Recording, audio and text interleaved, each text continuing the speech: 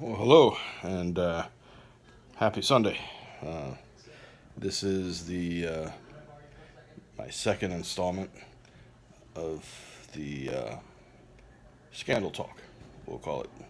And today, since it's Sunday, you might want to know what I'm going to be talking about right now, and that is definitely the NFL and the scandal that's going on with the NFL right now. I just can't believe it. There was a time in my younger days, back in the 70s.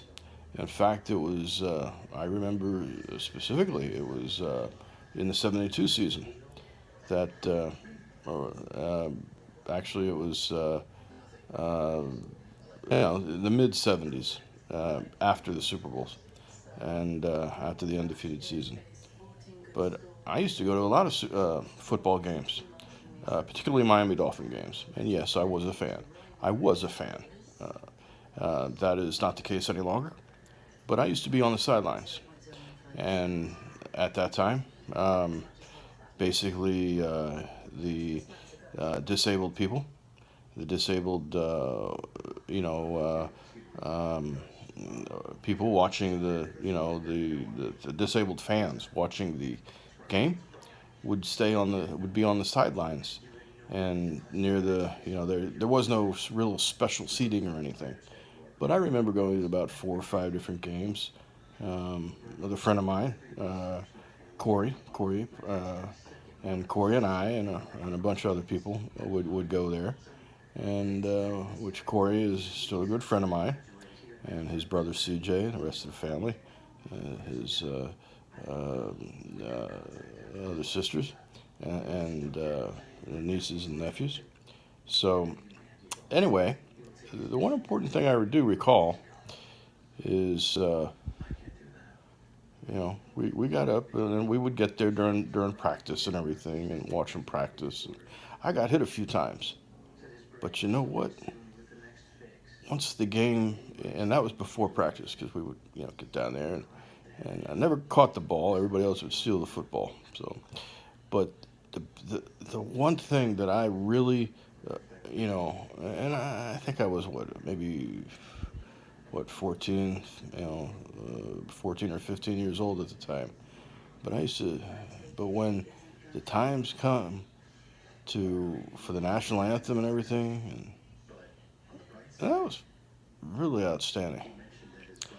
And you know, I would stand up, got up on my crutches, and stood up and stood at attention, and with my right arm over my heart,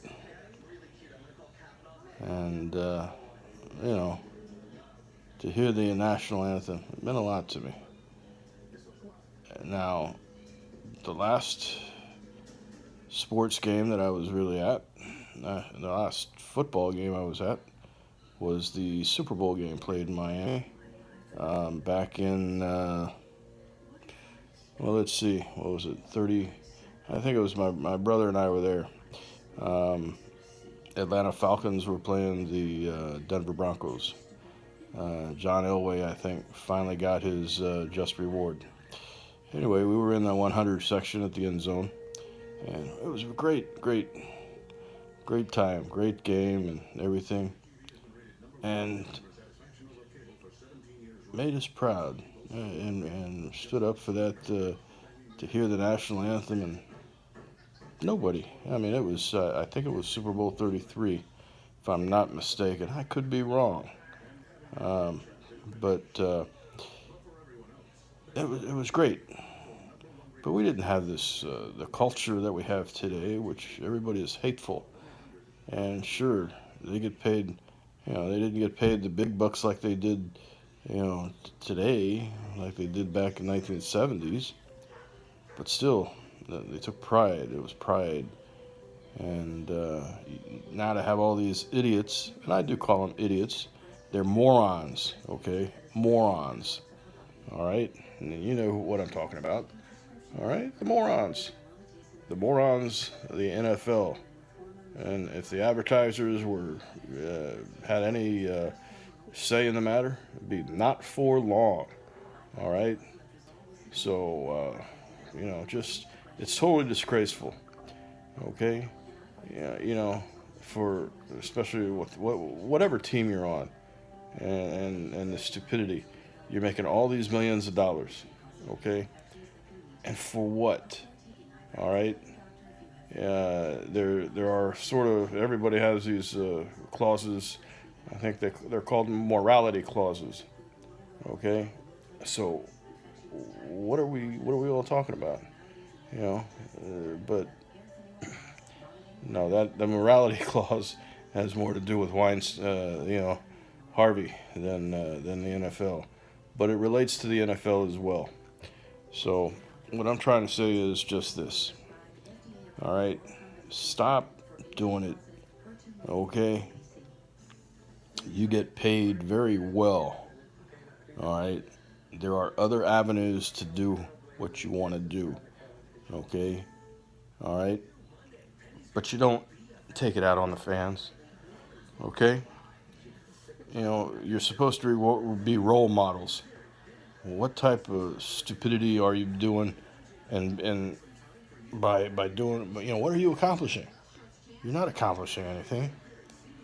And the so-called poster child of this revolt has Colin Kaepernick has no idea what he's taking, what he's standing for, what he's kneeling for. I'm saying what he's kneeling for. Okay, so but is it you know?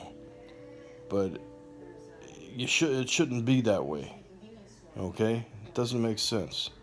So I just hope one day it will stop. Okay, I saw an article from my source for news today come out. He did an op-ed, Dennis Michael Lynch, and he basically is doing a good thing. And if you haven't gotten your bumper sticker, I urge you to go ahead and get your bumper sticker. All right. So the I just it's incredible. But and that's all I have to say on the subject. God bless America. You know, God bless Donald Trump. He's doing a Trump-tastic job, and trying to get the right things done.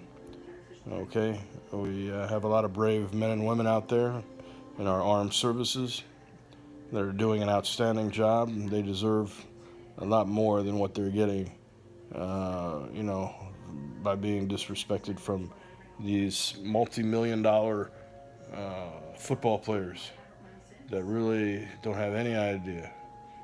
The majority of them don't have any idea what it's like to, be out there and to serving your country and everything. They just collect a big paycheck. So be thankful that you were here in America and being able to collect that paycheck. Okay, when you were over, specifically when the Miami Dolphins were over there, they stood for their for the anthem of London's England's anthem over there. I don't know what you call it, but when they got over here, or when they all or when they heard it for the of our national anthem, and they all kneeled. Now, how disrespectful was that? They don't even know the history. Okay, all right. They really got to. You go back to your history and find out exactly what the deal was. Okay, and why we left, or why they came to this new country. So I'm a proud American, and I just wish everybody would get their act together, and not for long. That is what the NFL stands for me. Okay, not for long. Okay, to the advertisers, heed my words, please. Not for long. All right. Money talks. All right, we know the rest of the saying, but it's all about the almighty dollar. You know, they need to get this stuff right. Thank you for joining me, and thank you for subscribing. For those of you who subscribe, appreciate it. Hopefully, and I do would like to hear from you. And we're just with all the first responders out there, all over, still helping with the hurricane relief, and also the fires that are out in the west, northwest, and California, and all over. We just know that it's still a long, hard fight. But as we go into the next week, who knows what the next week will bring. But we were with you. We were with the first responders. And God bless you all.